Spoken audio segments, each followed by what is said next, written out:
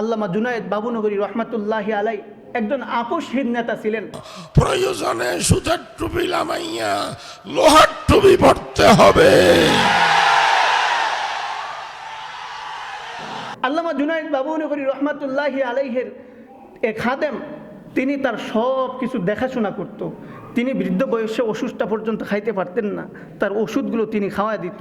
শুধুমাত্র তার খাদেম হওয়ার কারণে জুনায়েদ বাবুনগরী রহমাতুল্লাহি আলাইহির খাদেম মাওলানা এনামুল হাসান ফারুকী দামাত বারাকাতুহুমকে শেখ হাসিনা থাকাকালীন সময় তাকেও গ্রেফতার করা হইল। তাকে বলা হইল যে তুমি বাবুনগরীর কোনো খেদমত করতে পারবা না, আর তোমাকে এখান থেকে তার ওষুধের ব্যাপারে যেভাবে আমরা বলে দিব সেভাবে ওষুধ পরিবেশন করবা।